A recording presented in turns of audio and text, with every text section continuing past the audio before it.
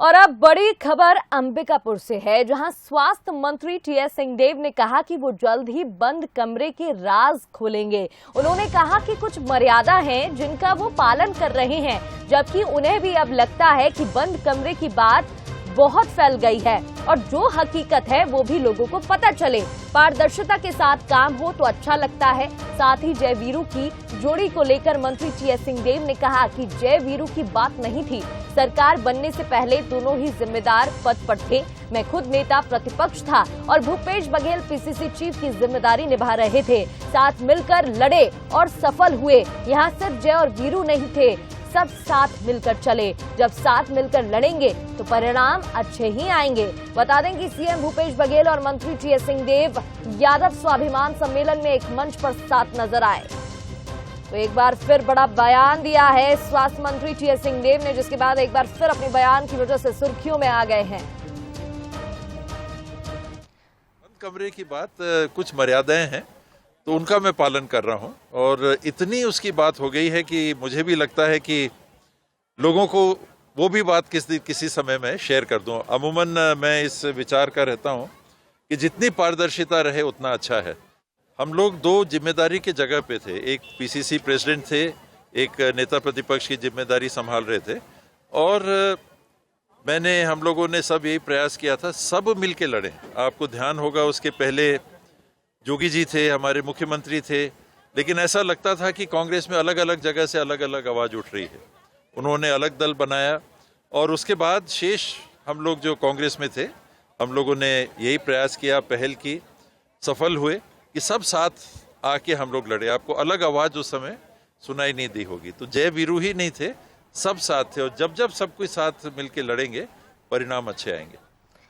और चलिए इस बड़ी खबर पर अधिक बातचीत कर लेते हैं। हमारे साथ संवाददाता गौरव शुक्ला लाइव जुड़ गए हैं। गौरव, देखिए यहाँ पर एक बड़ा बयान देते हुए एक बार फिर स्वास्थ्य मंत्री टीएस सिंहदेव नजर आ रहे हैं। कहा है बंद कमरे के कुछ राज खोलूंगा। हमेशा से ही बीजेपी कांग्रेस को उसकी अंतर्कलह के लिए घेरती हुई आई है, ऐसे में क्या संकेत देने की कोशिश कर रहे हैं मंत्री? जी बिल्कुल, देखिए ये कोई पहला ऐसा मौका नहीं होगा जब स्वास्थ्य मंत्री टीएस सिंहदेव इस तरीके का बयान देते नजर आए होंगे।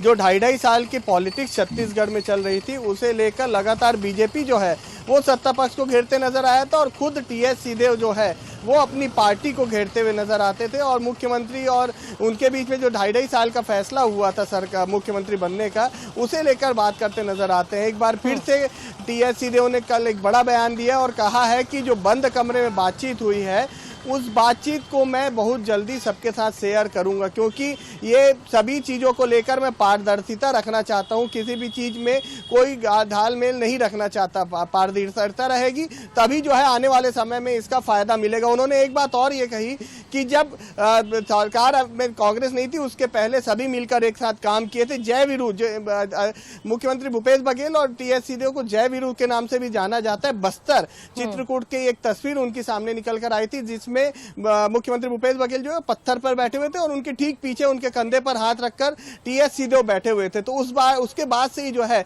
दोनों को, चाहे वो मुख्यमंत्री भूपेश बघेल हो या टीएस सिंहदेव को, जय वीरू के नाम से जाना जाता था। और कल के सवाल में यही था कि जय वीरू की जोड़ी, तो उन्होंने कहा कि जय वीरू की जोड़ी ही नहीं, उसके साथ ही साथ हम सब एक हैं, हम सब मिलकर काम कर रहे थे। और अजीत जोगी को भी उन्होंने घेरा, जो पूर्व मुख्यमंत्री अजीत जोगी थे उन्हें भी घेरा और कहा कि अजीत जोगी जब पार्टी में थे उस समय पार्टी जो है वो बंटने का काम हो रहा था और जैसे ही वो पार्टी छोड़े और उसके बाद हम लोगों ने मिलकर ये जीत हासिल की है और एक बड़ी जीत थी और आगे भी इसी तरीके के काम करते आएंगे। लेकिन जो बंद कमरे का सवाल उन्होंने खड़ा किया है वो कहीं ना कहीं सोचने वाली बात है, क्योंकि बंद कमरे में जब 2.5 साल पूरा हुआ था उसके बाद से ही जो कयास लगाए जा रहे थे कि टीएस सिंहदेव अब दूसरे मुख्यमंत्री होंगे कांग्रेस सरकार के दौरान, लेकिन वो मुख्यमंत्री नहीं बन पाए। अभी भी उनकी जगह जगह में जो मन की इच्छा है, जो उनकी इच्छाएं है वो व्यक्त होती है। बोलते हैं मुख्यमंत्री कौन नहीं बनना चाहता, मेरे को भी मुख्यमंत्री बनना है। और कई तरह के कयास भी लगाए जाते हैं। विपक्ष इसे लगातार जो है